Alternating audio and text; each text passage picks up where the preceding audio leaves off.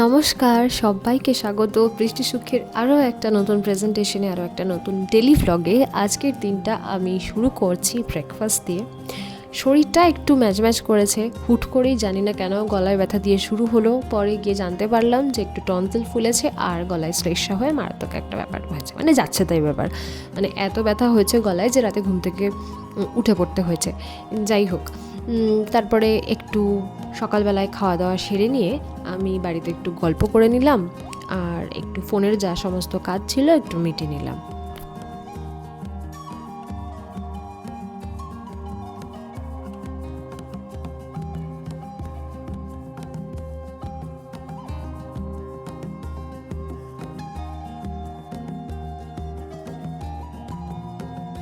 বেশ অনেকটা মতন দুধ কেটে গেছে, তো সেই জন্য সেটা থেকে ছানা বের হয়েছে। আমার মনে হলো একটু ছানার ডালনা করি, মানে ছানার ডালনা ঠিক নয়, ডালনাটা আমি ভালোবাসি না।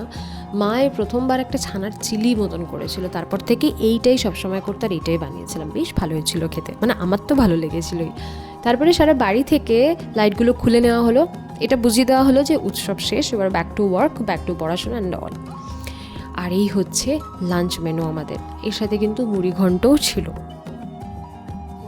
হচ্ছে মনসুনের এর মধ্যে, মানে শুরুও হয়েছে বৃষ্টি দিয়ে, শেষও হবে বৃষ্টি দিয়ে, মানে বৃষ্টি শেষ হবে না, বছর শেষ হয়ে যাবে।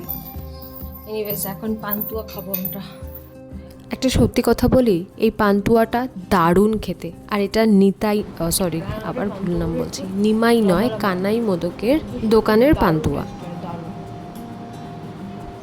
মিষ্টি ভালোবাসি না খুব একটা, স্পেসিফিক্যালি মিষ্টি ছাড়া, যেমন রসমালাই, মিল্ক কেক, তারপরে রানাঘাটের পান্তুয়া,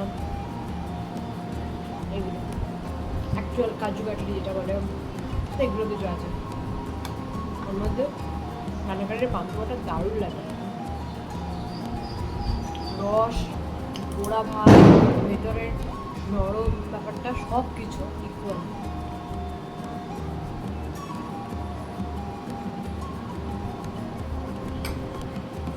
রোববার হওয়ার দরুন আমার খুব বাইরে বেরোতে ইচ্ছা করছিল। তার থেকেও বড় কথা, আমার একটু ওই কফি, মিল্কশেক, মানে কেভিন টেরেসের মিল্কশেকের খুব বেশি পরিমাণে একটা ক্রেভিং হচ্ছিল, কিন্তু আশেপাশে কোথাও পাওয়া যায় কিনা সেটা না জেনে শুনেই ভাবলাম যে একটু ঘুরেও আসা যাবে, এরকম কোথাও যাই আর একটু কিছু হালকা লিকুইড কিছু একটা খেয়ে আসি। বাইরে একটু ঠান্ডা ঠান্ডা আছে, তাও খুব বাজে রকম গরম।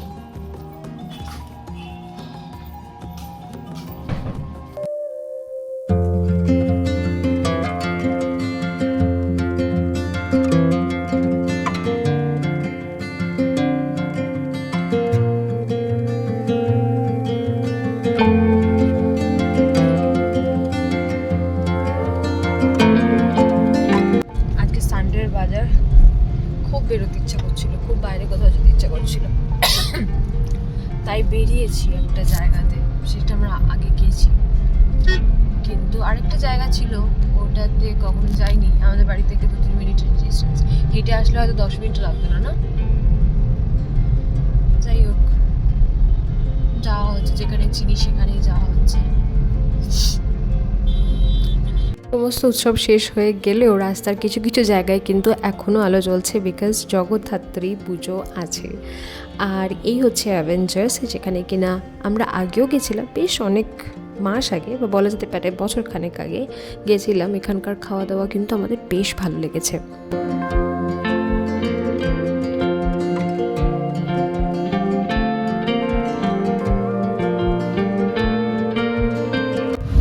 এখানে আমরা আগেও এসেছি, আগে একটা রিলসও আছে এটা নিয়ে, তো এটা বেশ অ্যাভেঞ্জার থিমের ওপরে বেশ সুন্দর, প্লাস খাবারগুলো ভালো, এবার অ্যাফোর্ডেবল।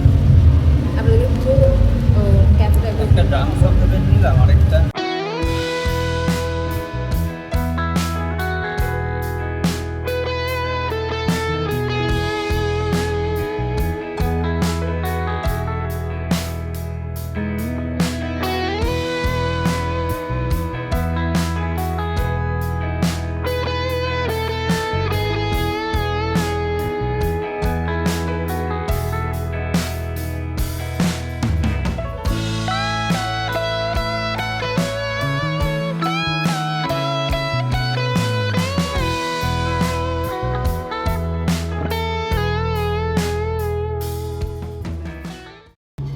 আমার ভীষণ পরিমাণে ফ্রাপেচিনো খাওয়ার ইচ্ছে হচ্ছিল, বাট এখানে মোকাচিনো, ক্যাপুচিনো এগুলোই পাওয়া যাচ্ছিল, তো এগুলোই খেলাম।